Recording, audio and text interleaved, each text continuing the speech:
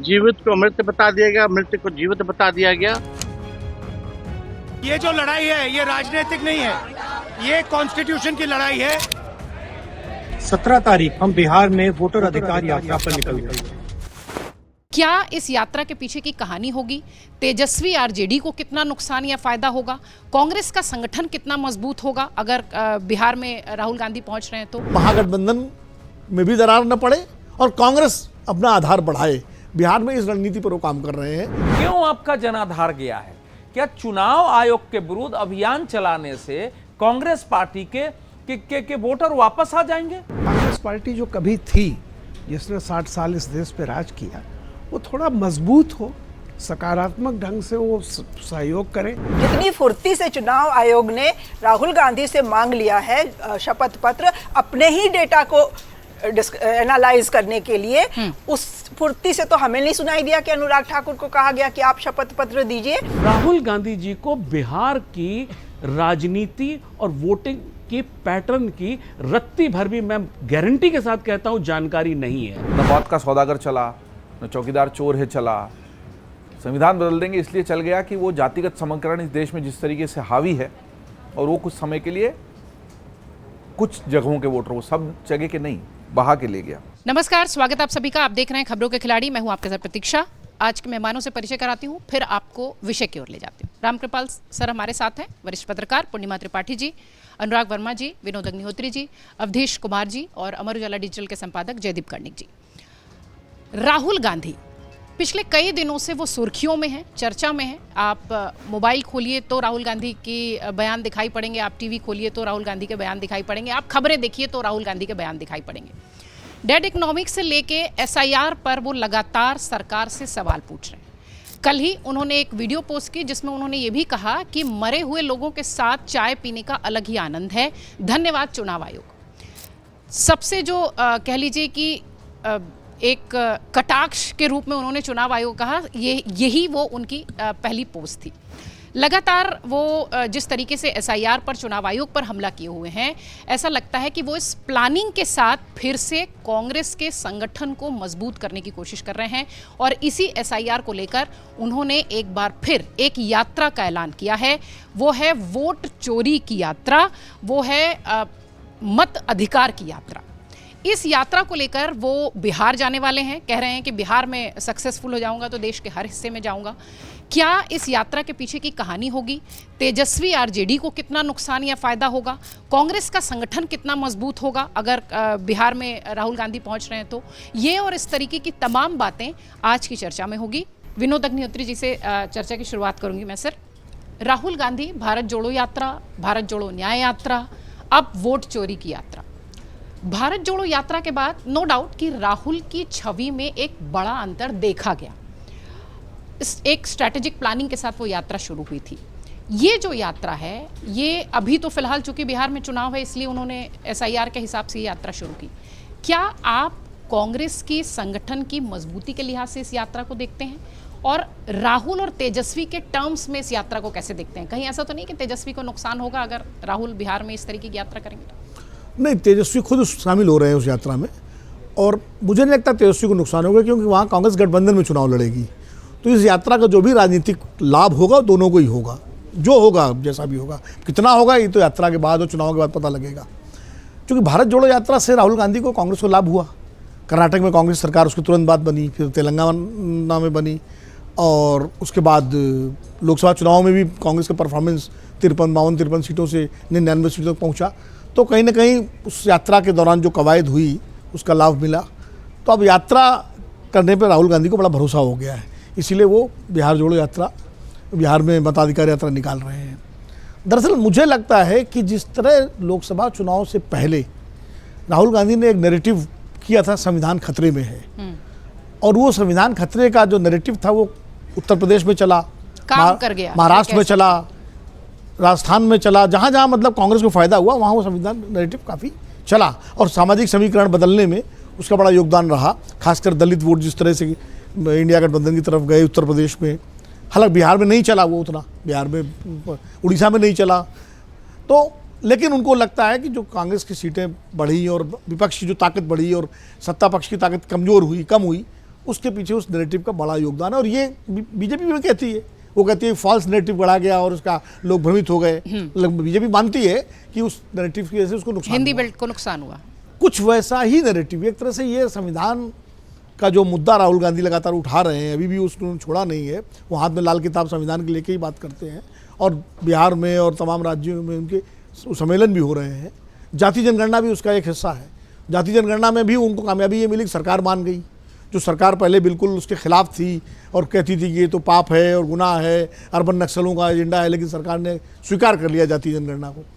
तो उनको लगता है कि इनका जो ये नैरेटिव है कि वोट चोरी का, मताधिकार, वन मैन वन वोट का जो संविधान, वन पर्सन वन वोट, एक व्यक्ति एक मताधिकार का जो अधिकार संविधान ने दिया है, उस पर हमला हो रहा है, जो उनका कहना है, और इसके लिए हम जा रहे हैं। तो एक तरह से वो एक तीसरा ये नया नैरेटिव बना रहे हैं लोगों के बीच में, जो संविधान से ही जुड़ा हुआ है।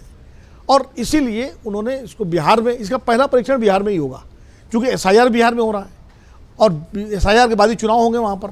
एसआईआर में सुप्रीम कोर्ट ने कोई रोक नहीं लगाई और सुप्रीम कोर्ट ने तो अभी पिछले 2 दिन की बहस में जो रुख उसका है, वो चुनाव आयोग का एक तरह से समर्थन ही किया है। उसने कहा कि पहले तो 7 डॉक्यूमेंट थे, अब 11 है, तो इसका मतलब इंक्लूसिवनेस बढ़ी है, आधार एक अपवाद है। तो चुनाव आयोग को भी एक ताकत मिली है उससे। तो मुझे लगता है कि अब वो चुनाव आयोग अपने एसआईआर के काम पे आगे बढ़ेगा और राहुल गांधी उसी तरह एसआईआर को मुद्दा बनाते हुए, और जो उन्होंने कर्नाटक में महादेवपुरा की कॉन्स्टिट्यूंसी को लेकर प्रेस कॉन्फ्रेंस की और तथ्य रखे, अब उस तथ्यों पर बहस हो रही है, उस पहला वो सब लेके वो जनता के बीच में बिहार में जाएंगे। 17 तारीख से उनकी यात्रा शुरू हो रही है। मुख्य रूप से मुझे लगता है ये बिहार के चुनाव का ही एक कवायद है। राहुल गांधी 2 तरह की रणनीति पर काम कर रहे हैं। एक तरफ वो अपने पार्टी संगठन में उन्होंने तेजी से नियुक्तियां शुरू कर दी। अभी हरियाणा में 11 साल बाद पार्टी संगठन जिला अध्यक्षों का जो है नियुक्तियां हुई हैं। और दिलचस्प बात यह है कि 32 जिले हैं हरियाणा में, 32 से 33, उसमें से माना जा रहा था कि जाट कांग्रेस के साथ हैं, मात्र सिर्फ 10 जाट अध्यक्ष बनाए गए और 10 ओबीसी बनाए गए और दलित बनाए गए। तो एक तरह से जो सामाजिक समीकरण की बात है कि गैर जाटों को भी शामिल किया जाए, तो वो उन्होंने हरियाणा में शुरू किया। इसी तरह भी उत्तर प्रदेश में भी कवायद हो रही है, लेकिन बिहार को एक अपने एक्सपेरिमेंट के रूप में देख रहे हैं। बिहार में बहुत ज़्यादा फोकस कर रहे हैं। जैसे अध्यक्ष उन्होंने बदला बिहार में, एक दलित को बनाया अध्यक्ष, और साथ में जो है तो वो मतलब महागठबंधन में भी दरार न पड़े और कांग्रेस अपना आधार बढ़ाए। बिहार में इस रणनीति पर वो काम कर रहे हैं। उनकी एक टीम जो है, जिसको मैं व्यक्तिगत रूप से जानता हूँ, कुछ हमारे मित्र लोग भी उसमें शामिल हैं, जो वो बाकायदा दलितों के बीच में काम कर रहे हैं और लगे हुए हैं। वो चाह रहे हैं कि दलितों का वोट जो है वो एक बड़ी संख्या में कांग्रेस की तरफ मूव हो और ईबीसी का वोट हो। तो इसीलिए इस मामले में अब देखिए वो ईबीसी और दलित पर ही फोकस कर रहे हैं। अब कितना सफल होता है, कितना सफल नहीं होता, ये तो बिहार चुनाव के नतीजे बताएंगे, लेकिन कोशिश वो पूरी कर रहे हैं। ठीक है, जैसा विनोद सर कह रहे हैं कि एक प्लानिंग के तहत प्रयोगशाला बिहार को बनाने की कोशिश कर रहे हैं राहुल, और उसके बाद वो देश भर में जाएंगे। रामकृपाल सर, भारत जोड़ो यात्रा, भारत जोड़ो न्याय यात्रा, भारत जोड़ो 2.0, बहुत सारी जो है कांग्रेस ने एक्सपेरिमेंट कर लिए हैं। राहुल की जो सेल्फ गोल बयानों को लेकर जो पिछले कई दिनों से आपको देखने को मिल रहा है, क्या ऐसा लग रहा है कि एसआईआर वो पुख्ता विश्वसनीय जो सबूत है, उसके साथ वो जनता के बीच वो मैसेज देने में कामयाब हो पाएंगे? देखिए, मैं भविष्य में क्या होगा ये तो नहीं जानता, लेकिन फिलहाल हाल के अतीत, यानी अभी हालिया अतीत जिसको कहिए, 10-15 सालों में जो हुआ है, और जब से मैंने होश संभाला है, जब से थोड़ी बहुत मेरी समझ रही है, मैं एक मोटे तौर पर देखता हूँ कि प्रयास सभी लोग करते हैं। ऐसा नहीं है कि कोई प्रयास नहीं करता, लेकिन कुछ लोग लगातार असफल होते जाते हैं, कुछ सफल होते हैं। मेरी दिली ख्वाहिश यह है कि मैं पार्टी पॉलिटिक्स से ऊपर उठ करके भारत जैसे देश में, क्योंकि डेमोक्रेसी तो इसका कोई विकल्प नहीं है, बिल्कुल ठीक। और डेमोक्रेसी में एक अनिवार्य चीज़ है कि कम से कम राष्ट्रीय स्तर के 2 पार्टियां हों। तो मैं उस दिन बहुत खुश होऊंगा जिस दिन कांग्रेस एक, मैं ये नहीं कहता को सत्ता में आए नहीं आए, लेकिन एक कांग्रेस पार्टी जो कभी थी, जिसने 60 साल इस देश पे राज किया, वो थोड़ा मजबूत हो, सकारात्मक ढंग से वो सहयोग करे, सत्ता में रहे, विपक्ष में रहे, मेरा उससे वो नहीं है। लेकिन जो मेरा अनुभव रहा है, जो मैंने देखा है, क्योंकि मैंने कांग्रेस के पतन को देखा है और उसकी मैं जो एनालिसिस कर रहा हूँ अभी तक, मैं जब भी मैं कोई एनालिसिस करता हूँ मुझे सही मिला है। भविष्य में क्या होगा मैं नहीं जानता।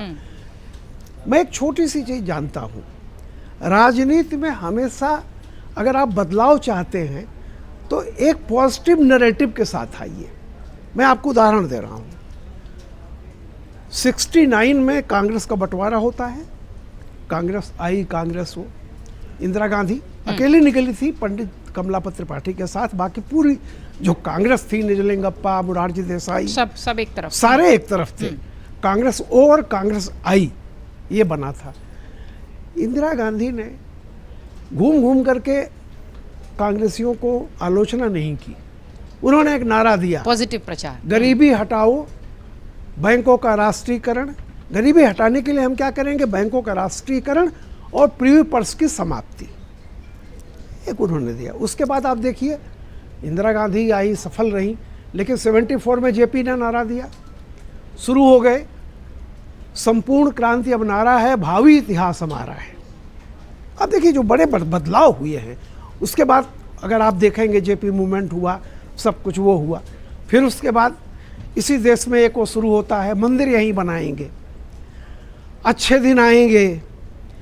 मेरा ये कहना है कि पॉजिटिव नैरेटिव पर, क्योंकि जब आप चोर, वोट चोरी, हालांकि मैं राहुल जी के अधिकार की पूरी तरह से उनका समर्थन करता हूं, एलओपी हैं वो, और कांग्रेस के डिफैक्टो वो मतलब सबसे बड़े नेता हैं, डिजूरे न सही डिफैक्टो। तो निश्चित तौर पर वो आगे बढ़ें, संघर्ष करें, सारी चीज़ें मैं जानता हूँ अच्छी चीज़ होगी। लेकिन मेरा अपना अनुभव है कि किसी भी पूरी दुनिया में किसी नेगेटिव नारे के साथ कोई राजनीतिक लड़ाई नहीं जीती जाती है। मैं लड़ी तो जाएगी लेकिन जीती नहीं जाएगी। बिल्कुल ठीक, लड़ सकते हैं आप, लड़ते रहिए, लड़ते रहिए। मैं वही कह रहा हूँ कि बहुत पढ़ने के बाद भी फेल हो जाता है आदमी, तो ऐसा नहीं परिश्रम नहीं कर रहा है, लेकिन बात वही होती है। मेरा अपना अनुभव है कि हमेशा पॉजिटिव नैरेटिव पे आ जाइए। सही है। अवधेश सर, जिस तरह से रामकृपाल सर भी कह रहे थे अभी, और विनोद जी की भी बात आई कि राहुल एक प्लानिंग के साथ बिहार को प्रयोगशाला बनाकर उस पर काम करने की कोशिश कर रहे हैं। नो डाउट कि भारत जोड़ो यात्रा के बाद राहुल की थोड़ी छवि चेंज हुई थी, लोगों के बीच में उनकी जो एक तरीके से कह लीजिए कि दखल जो मजबूती से था वो दिखने लगा है।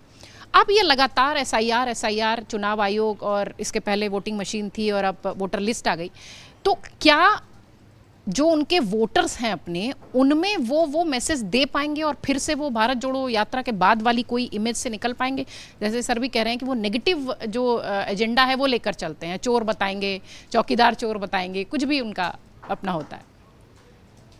देखिए, राहुल गांधी जी का एजेंडा तो बिल्कुल क्लियर है, अगर इतनी मेहनत करेंगे तभी विपक्ष के नेता वो माने जाएंगे। लेकिन जितना एसआईआर पर शोर दिल्ली में है, क्या बिहार में कहीं दिखाई दे रहा है? किसी एक जिले में बताइए जहां कांग्रेस के लोगों ने राहुल गांधी जी की तरह ही प्रदर्शन किया हो कि इसमें हमारा नाम काट गया। कहीं कोई बीएलए ने लिख के शिकायत कर दी हो कांग्रेस की कि भैया एसआईआर हो रहा है, इसमें हमको ये दिक्कत पैदा हो गई। कहीं राहुल गांधी जी पटना में गए थे, तेजस्वी जी के साथ मंच पर बैठे थे, जिसमें कन्हैया कुमार को चढ़ने नहीं दिया, बेचारे जो है हमारे पप्पू यादव, उनको धक्का दे दिया। हमने उनसे पूछा भी था। तो अब वो इसमें अब आप यात्रा कर सकते हैं। देखिए, कांग्रेस की समस्या यह है कि कांग्रेस इस बात का मूल्यांकन नहीं कर पा रही है कि बिहार जैसे राज्य में, चूंकि बिहार पर है, देश में भी बिहार है, उत्तर प्रदेश है, इन जैसे बड़े सीटों वाले राज्यों में आखिर उसका जनाधार क्यों खत्म हो गया। अगर 2004 को 2010 को अपने आधार पर लड़े थे तो उनको 4 सीटें आई थी, लगभग 7.5% वोट था, सभी सीट पर चुनाव लड़े थे। जब 2015 में नीतीश कुमार अलग हुए थे भाजपा से, नीतीश कुमार, राष्ट्रीय जनता दल, लालू प्रसाद यादव, कांग्रेस और बाकी सब मिल के लड़े थे, तब उनको 27 सीटें आई थी, क्योंकि वो लगभग चुनाव वैसे ही था, तब उनको आई है वोट बड़ी। और पिछले बार 70 सीटें उनको दी गई है और तब उनको 19 सीटें आई थी। उसके कारण वहाँ समस्या भी हुई, तेजस्वी यादव मानने लगे कि इनको हमने ज़्यादा सीट दे दिया और इसके कारण सीटें नहीं आई है। तो क्यों आपका जनाधार गया है? क्या चुनाव आयोग के विरुद्ध अभियान चलाने से कांग्रेस पार्टी के कि वोटर वापस आ जाएंगे। और यहां से जो आप कर रहे हैं संसद के समय तो किसी चीज को आप मुद्दा बना सकते हैं भाई। अभी तक मुझे भी आश्चर्य है और मैं समझता हूं अमर उजाला के दर्शक भी, खासकर आपके खबरों के खिलाड़ी के बहुत बिहार में बड़ी भारी संख्या में दर्शक है, चूंकि मेरे पास रिस्पॉन्स आते हैं जिलों से कि सर आपको देख रहा हूं। मैं उनसे भी पूछता हूं, आप ही के माध्यम से वो मेल वगैरह जो करते होंगे टिप्पणी बताएं कि कहीं किसी कांग्रेस का बीएलए ने कहीं कोई कुछ किया हो, कांग्रेस ने कोई बड़ा धरना प्रदर्शन किया हो तो बताएं। एक आध जगह छिटपुट राहुल गांधी के कहने से हो जा रहा है, या बिहार में किसी विपक्षी पार्टी की ओर से अगर कोई बड़ा ऐसा दिखाया गया हो बता दीजिए। तो जो जमीन पर मुद्दा ही उस रूप में नहीं है उसको लेके आप चुनाव आयोग, देखिए नीतीश कुमार के विरुद्ध आप यात्रा करते, असंतोष है, आप भारतीय जनता पार्टी के विरुद्ध आप यात्रा करते, विपक्ष के नेता है, तो ये समझ में आती है। चुनाव आयोग को निशाना बना के, तो वो केवल बिहार का यात्रा नहीं है। पुराने समय में जो बार बार हमारे भाई, बड़े भाई राम कृपाल सिंह जी जो बराबर माओ का, लेनिन का उदाहरण देते रहते हैं, तो वो एक होता था कि भाई किसी ढंग से झूठ या फैला करके कि पूरी सत्ता जो है ये किनके हाथों में है, सब मिले हुए हैं, पूंजीपति, सत्ता चलाने वाले, देश के न्याय करने वाले, व्यापारी, सब मिले हुए हैं और तुम्हारा एक्सप्लॉयटेशन हो रहा है नीचे से ऊपर तक। लोगों को भड़काओ, खूनी क्रांति करो, सत्ता करो। अब वो थोड़ा चेंज हो गया हुआ है, थोड़ा सा नियो लेफ्टिज्म जो वर्ल्ड में आया है वो थोड़ा चेंज हुआ है। वो नियो लेफ्टिज्म अजीब किस्म का है जिसके यहाँ भारत में जिसके प्रतिनिधित्व राहुल गांधी जी दिखाई पड़ते हैं।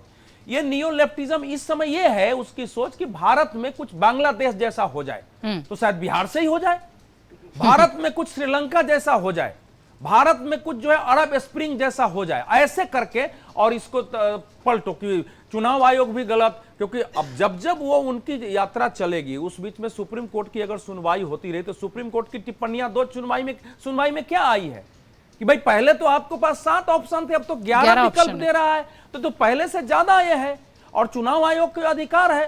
पिछली बार भी उसने कहा कि भाई अच्छा हम लोग भी ये मानते, पिछली बार भी उसने आधार कार्ड को लेकर टिप्पणी की, अगले सुनवाई में मान लिया फिर टिप्पणी करेंगे। चुनाव आयोग सामने आ गया है, उसने कहा है कि कर्नाटक में जिस महिला के बारे में आपने कहा है उसने बाहर आके कहा है कि मैंने केवल 1 वोट डाला है, और जो आप बता रहे हैं जो आपने प्रेस कॉन्फ्रेंस में दिया है उस पर चुनाव अधिकारी के हस्ताक्षर नहीं है, वो आपने गलत दिया है, तो मुझे बताएं आपको कहां से पता चला है। वो सारी चीजें बीच में तो सामने आएगी ना।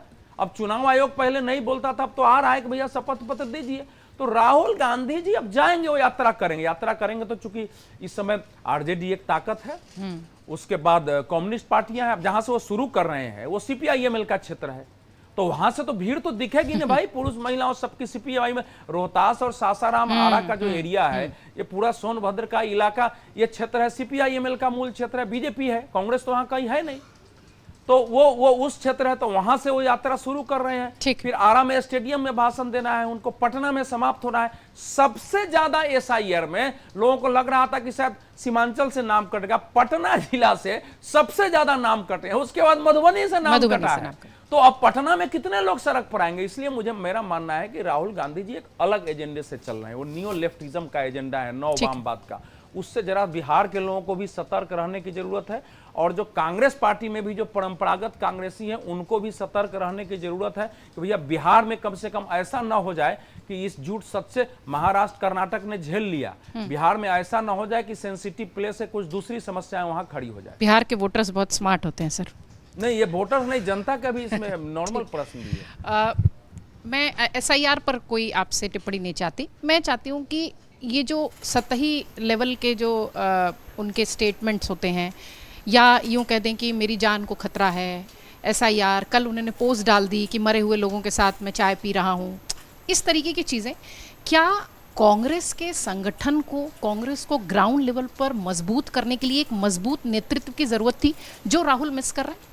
सतही जो आपने वर्ड कहा है, थोड़ा सा मुझे उस पर ऑब्जेक्शन है। हाँ ठीक है, हो सकता है, मतलब सतही आप उसको कैसे कह सकते हैं? कल जो पोस्ट डाली, कल ही के पोस्ट से शुरू करते हैं, जो 10-12 लोग उस पर दिखाई दे रहे हैं, ये वो लोग हैं जो कि चुनाव आयोग की लिस्ट के हिसाब से मृतक हैं, और इस वजह से उनका नाम लिस्ट से कट गया है। तो ऑफिशियली आपने किसी को मृत घोषित कर दिया, तो वो एक लाइटर टोन में उन्होंने कहा, कहने का उनका तरीका हो सकता है गलत हो, लेकिन जो आयरनी है सिचुएशन की उसको तो ये बखूबी बयान कर रहा है कि आपने ऑफिशियली उस बंदे को डिक्लेयर कर दिया कि वो मर चुका है, तो वो कल को तो वोट डालने जाएगा नहीं। और ये यहाँ पे मैं इनके साथ बैठ के चाय पी रहा हूँ, मैंने भी वो वीडियो देखा, उसमें कई लोगों ने बताया कि हमने कई जगह कई बार नाम लिखवाया एप्लीकेशन लेके गए, घंटे 2-2 घंटे दिन भर बिता के आए, लेकिन कहीं पे कोई सुनवाई नहीं हो रही है। तो आप वो सिचुएशन इमेजिन करिए कि हजारों लाखों की तादाद में अगर ऐसे लोग हैं जिनका नाम कट गया है, जिनकी कहीं कोई सुनवाई नहीं हो रही है, कल को जब वो बिहार में चुनाव होंगे तो वो वोट नहीं डालेंगे, उनका वोट कहीं काउंट नहीं होगा। तो संविधान का जो बेसिक प्रिंसिपल है 1 मैन 1 वोट, वो वोट का अधिकार की गारंटी का क्या मतलब रह जाएगा। तो ये सतही मैं इसको बिल्कुल नहीं कहूँगी। इसके पहले के बयान आप देख लीजिए, जो वोटर लिस्ट कर्नाटका का उन्होंने मुद्दा उठाया था, वो तो उनकी अपनी तरफ से कोई बयान नहीं था, वो सारा कुछ इलेक्शन कमीशन का जो डेटा है उससे उन्होंने निकाला था, और उसको निकाल करके उन्होंने बाकायदा ये डिमॉन्स्ट्रेट किया कि जितने वोटों से वहाँ पे कांग्रेस हारी थी, उसमें एक असेंबली में ये जो गड़बड़ की गई है वो ऑफसेट हुआ है बाकी 6 असेंबली 7 असेंबली सेगमेंट से, और वहाँ पे कांग्रेस हारी थी। वहाँ पे डेटा उनको इस वजह से मिल सका कि कांग्रेस की आज सरकार है कर्नाटक में।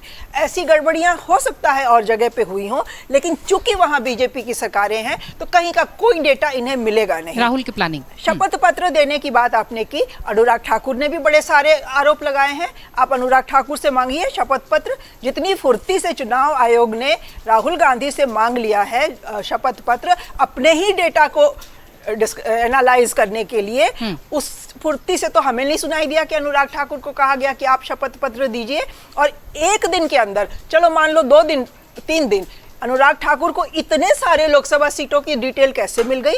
अगर डिजिटल रीडेबल फॉर्मेट में कांग्रेस को नहीं अवेलेबल हो रहा है तो अनुराग ठाकुर के पास इतनी जल्दी वो डेटा सारा कैसे आ गया। तो ये जो एक डिस्क्रिपेंसी सिचुएशन में है और treatment by the election commission वो दिखा रहा है कि दाल में बहुत ढेर सारा कुछ काला है और बिहार उस दाल में काले का एक्सपेरिमेंटल लैब बनने जा रहा है।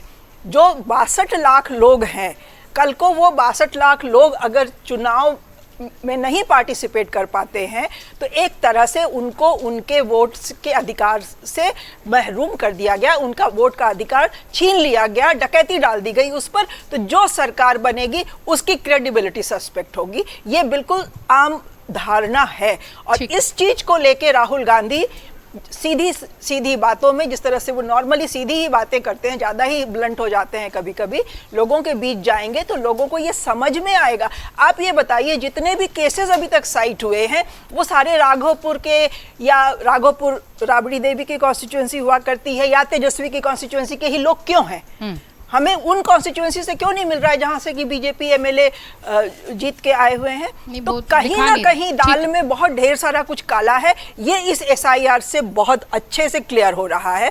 और अगर एसआईआर को लेके राहुल गांधी बिहार में चुनाव की यात्रा करते हैं तो इसमें कहीं पे कोई उनको सतही कह देना, उनको क्रिटिसाइज कर देना, ट्रीटमेंट की बात की थी, मैंने कहा कि सतही मतलब उनकी इसी एक्शन, इन्हीं स्टेटमेंट के बेसिस पे आपने सतही कहा ना, ये सही नहीं है। डेमोक्रेसी में अगर फंडामेंटली कुछ रॉन्ग दिख रहा है तो चाहे वो उस पार्टी की हालत कितनी भी दिवालिया क्यों ना हो, उस पार्टी को उस मुद्दे को उठा के लोगों के बीच जाने का हक है और वो अपने हक का पालन कर रहे हैं। लोगों के बीच जाके अपनी बात रखेंगे, वोट आएंगे नहीं आएंगे वो तो उनके हाथ में है नहीं, वो देखा जाएगा। उससे बेशक तेजस्वी को फायदा हो जाए, ये भी कोई उसमें दो मत नहीं है, क्योंकि कांग्रेस की हालत जितनी खराब है बिहार में, बहुत ज़्यादा भी बढ़ जाएंगे, मान लो डबल भी कर लेते हैं तो 19 से सीटें जीते थे, 25, 26, 27 आ जाएंगी, इससे ज़्यादा तो नहीं होगा। लेकिन जो एक बेसिक राइट टू वोट का हमें अधिकार है, अगर उससे हम लोगों को वंचित किया जा रहा है तो ये बात उठाना हर किसी का हक होना चाहिए। ठीक है अनुराग सर, मैम उससे इत्तेफाक नहीं रख रही हैं। मेरा मतलब ये था कि कांग्रेस की मेरे ये से जो भी नहीं यात्राएं कांग्रेस की ये जो यात्राएं हैं, ये ऐसा नहीं लगता कि फौरी तौर के ट्रीटमेंट के हिसाब से होती हैं, संगठन मजबूत करने के हिसाब से नहीं होती, और शायद राहुल की प्लानिंग में यहीं कहीं मिस होता है। एक कमेंट भी मैं जोड़ दूं, किसी ने पिछले कमेंट में आपके लिए कहा था कि अनुराग जी मुस्कुरा कर गांधी परिवार की खूब खिंचाई करते हैं, तो ये अच्छा तो देखने में लगता है लेकिन ये ठीक नहीं है। अब मैं क्रोध में करूंगा अगर कांग्रेस की बुराई या राहुल गांधी जी की बुराई, तो उससे राहुल गांधी जी बदल तो जाने वाले हैं नहीं, तो मैं क्यों अपने आप को जो है स्ट्रेस में लूं। ठीक है, विषय खैर हाँ। एक चीज़ मैं सबसे पहले इसमें जो मेरा अपना ऑब्जर्वेशन है कि राहुल गांधी जी के लिए सबसे बड़ी परेशानी इस समय क्या है कि वो इंडिया गठबंधन का या प्रधानमंत्री पद के दावेदार होने के लिए या बने रहने के लिए या बनने के लिए उनका जो डेस्परेशन लेवल है वो बढ़ता जा रहा है। उनकी बेचैनी बढ़ती जा रही है कि वो इंडिया अलायंस के अनडिस्प्यूटेड लीडर रहे। जैसे आप यूपी में आते हैं तो यूपी में कोई उनको अखिलेश जी कभी कभी ऐसा लगता है कि घास नहीं डाल रहे हैं, कभी लगता है कि तेजस्वी उनको इम्पोर्टेंस नहीं दे रहे हैं, कभी इस तरह के, कभी लगता है ममता दीदी उनको इंपॉर्टेंस दे रही है। तो वो उस चीज़ को लेके थोड़ा सा अब परेशान रहने लगे हैं। वो बेचैनी उनकी साफ साफ दिखने लगी है। उस बेचैनी का सबसे बड़ा उदाहरण ये है कि उन्होंने इस बार जो नया स्लोगन जो अभी चल रहा है, वोट चोर गद्दी छोड़, तो ऐसा नहीं है सिर्फ बिहार के चुनाव में आप ये समझ रहे हैं कि बिहार के चुनाव के लिए ये टर्म कॉइन किया गया, नहीं, ये लंबा चलने वाला है। ये राहुल गांधी जी इसको आसानी से छोड़ेंगे नहीं। अगर आपको याद हो 19 के चुनाव में चौकीदार चोर है, वो 18 से शुरू हो गया था धीरे धीरे और वो 19 तक एकदम चरम पे पहुंच गया। और राहुल गांधी जी के साथ सबसे बड़ी समस्या ये है, वो जो ठान लेते हैं, भले ही उनकी कितनी आलोचना करी जाए, चाहे उनको वो पूरा वो उनके पास 44 सीट भी ना बचे, लेकिन जो ठान लेते हैं वो करके दिखाते हैं। और भारत देश में एक जो सबसे बड़ी चीज़ क्या, वोटर में, हमारे वोटरों में लाख बुराइयाँ हों, सब कुछ बुराइयाँ हों, लेकिन एक चीज़ अच्छाई भी है कि वो भाषा की शुद्धता पे बहुत ध्यान देती। इस टाइप के जो अभद्र भाषा है उसको कभी इंडोर्स नहीं करती है। और जिस तरह से 19 के चुनाव में उन्होंने चौकीदार चोर है के नारे को जिस तरह से नकारा, वो 19 का चुनाव लगी ऐसा रहा था कि पूरा एक ही स्लोगन के अराउंड हो रहा है और राहुल जी उसी के अराउंड पूरी चीजें खेल रहे हैं। लेकिन 24 में अगर वो संविधान पे आए, वो उनका तुक्का चल गया। लेकिन इस बार मुझे लग रहा है कि अगले लोकसभा चुनाव तक ये वोट चोर गद्दी छोड़ चलने वाला है। अब यहाँ राहुल गांधी जी के साथ समस्या ये है कि उनको समझ नहीं आता वो बोल क्या रहे हैं और वो कहना क्या चाहते हैं और जनता समझ क्या रही है। एक उन्होंने भाषण में या एक अपने वक्तव्य में बोला कि वो जब 10 साल के थे तो लेही बना के सारे दिल्ली शहर में घूम घूम के पोस्टर चिपकाते थे। वीडियो शेयर किया सर उन्होंने, बिल्कुल। अच्छा, अब क्या आप मतलब किसी हिंदुस्तान में किसी भी व्यक्ति, जो सबसे मूर्ख व्यक्ति अगर जिसे आप समझते हैं, उससे जाके ढूंढ के आप पूछ लीजिए, क्या वो ये बात मानने को तैयार होगा कि राहुल गांधी जी 10 साल की उम्र में लेही की बाल्टी एक हाथ, आप वो उस सीन को विजुलाइज करिए, एक हाथ में बाल्टी है और उनकी बहन पोस्टर लेके पूरे शहर में वो कनॉट प्लेस में घूम घूम के पोस्टर चिपका रहे हैं। ये आप कल्पना में कभी आपके आता है? लेकिन वो उन्होंने शेयर किया। राहुल गांधी जी को बिहार की राजनीति और वोटिंग के पैटर्न की रत्ती भर भी, मैं गारंटी के साथ कहता हूं, जानकारी नहीं है। जिस समय लालू प्रसाद यादव जी अपनी सत्ता के पीक पे हुआ करते थे, वहां पे वोटिंग कैसे होती थी, सरकारें कैसे बनती थी, वो बिहार के उस व्यक्ति से जाके पूछिए जिसकी उम्र 40 साल से ऊपर की। उसने वहां का जंगल राज देखा है। वहां पे बूथ लूटना, बैलेट लूटना, बोगस वोटिंग, ये सब आम शब्द हुआ करते थे। हमें धन्यवाद देना चाहिए चुनाव आयुक्त TN शेषन जी का, जिन्होंने बिहार में इतना बड़ा परिवर्तन किया कि वहां पे एक आम आदमी वोट डालने का उसको अनुभव मिला। उसने वोट डाला जाके कि लालू जी उसको वोट डालने से रोक नहीं पाए। और उसके बाद आप देखेंगे धीरे धीरे तो इस परिवार का राजनीति से किस तरह से वो बाहर हुए। इस चीज को आज भी मैं जब बात करता हूं तो वहां पे जैसे SIR में जिस तरह से वहां पे लोग निकाले गए, एक बहुत छोटा सा उदाहरण बता रहा हूं कि जो बिहार की महिलाएं यहां पे लाखों की तादाद में जो काम कर रही हैं, तो मैंने ऐसे किसी से बातों में पूछा कि जब तुम यहां हो तो तुम्हारा वोट वहां कौन डालेगा? तो उसने कहा वो तो हम अपना आधार कार्ड वहीं छोड़ के आए हैं, कोई डाल देगा। मैंने कहा कैसे डालेगा? कहता मुंह ढकेंगे और डाल देंगे, वहाँ हमारा घूंघट कोई थोड़ी ना उठा के चेक करेगा। तो ये है असलियत बिहार के चुनाव की आज भी, जबकि टीएन शेषन ने अपनी सारी काबिलियत वहां के चुनाव को सुधारने में लगा दी, उसके बाद भी ये हालत है। तो एसआईआर की जो प्रक्रिया है उस पर राहुल जी को क्या समस्या है? राहुल गांधी जी, जो कांग्रेस होती थी एक मध्यम मार्गी पार्टी होती थी जो सबको मिला के धीरे धीरे चलती थी। राहुल गांधी जी के ऊपर जिस तरह से उनको एक नशा सवार हुआ है कि इसको हम वामपंथी विचारधारा से एकदम रंग डालें, तो वो वामपंथी विचारधारा से उन्होंने कांग्रेस को एकदम वो अर्बन नक्सल वाला उसे टच देने में वो एकदम उतारू हैं कि सारी संस्थाओं की क्रेडिबिलिटी को खत्म कर दिया जाए।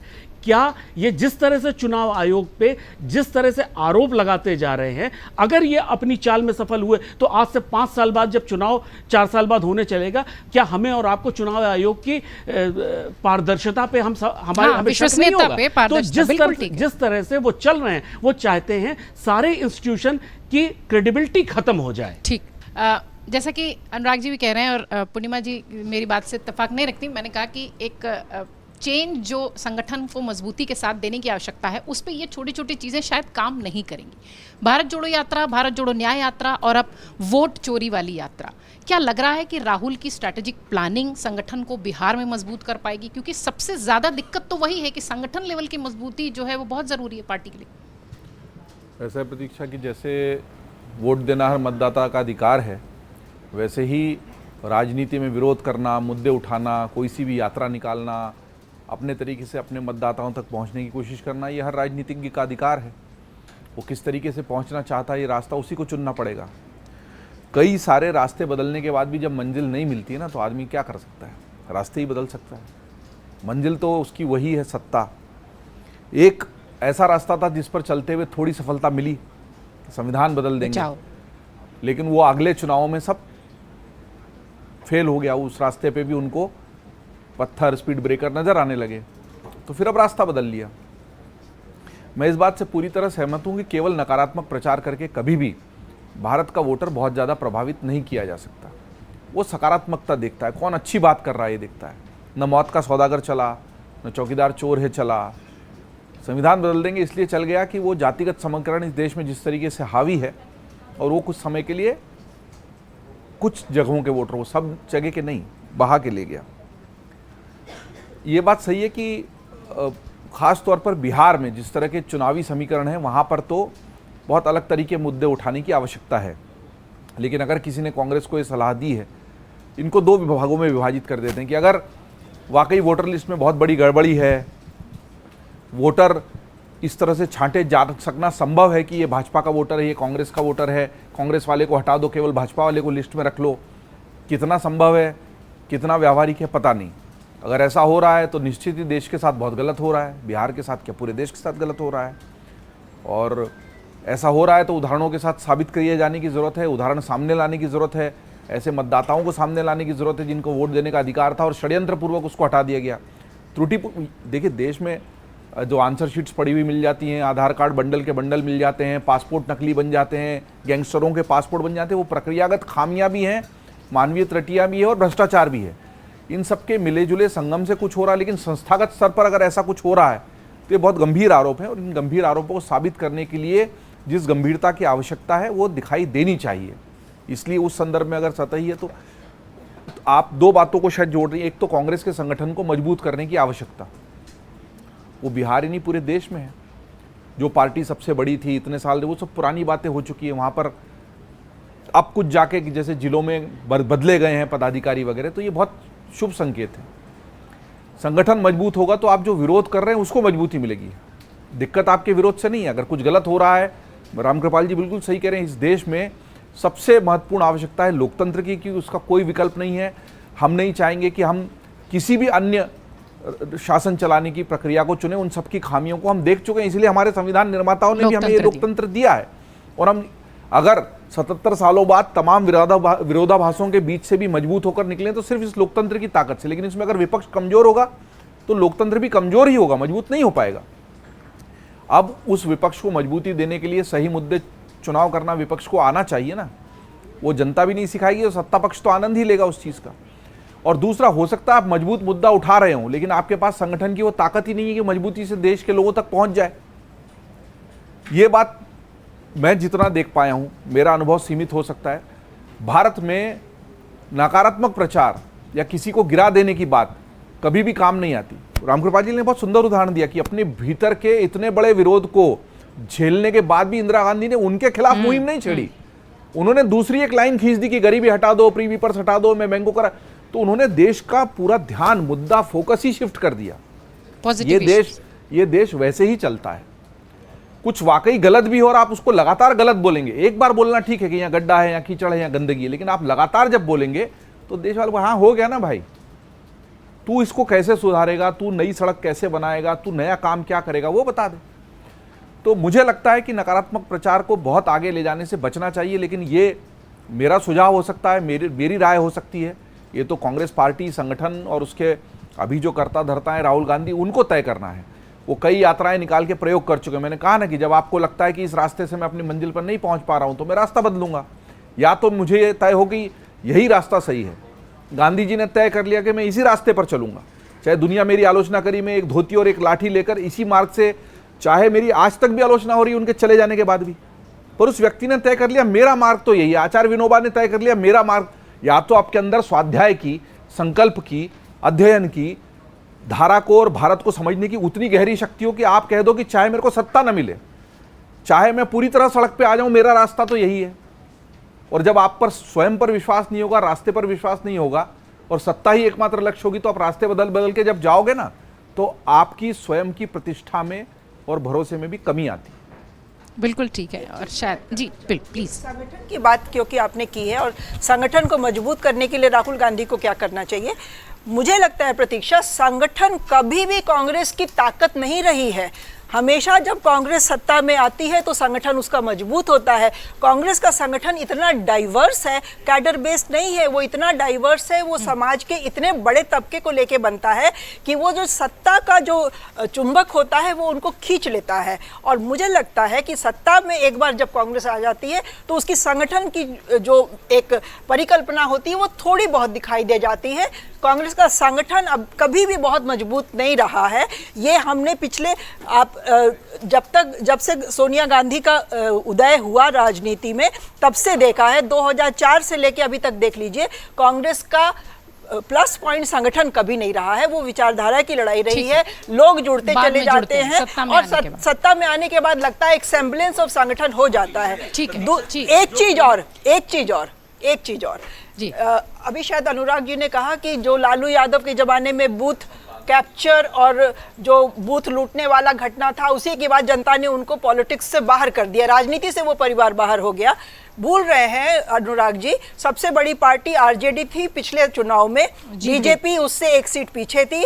15 से 20 सीटें ऐसी थी जिसमें आरजेडी 100, 15, 150, 200 के वोट मत डिफरेंस से हारी थी। तो राजनीति से वो बाहर हो गए हैं, ये कहना भी फैक्चुअली इनकरेक्ट है। एक बात राजनीति से बाहर आपने बोला था, एक बात और मैं कह दूं, बूथ लूटा जाता था, बूथ कैप्चर किया जाता था, तो उस समय रीपोलिंग हमने देखा था। अब तो जिस तरह से बूथ लूट रहे हैं, रीपोलिंग की बात ही नहीं आती है।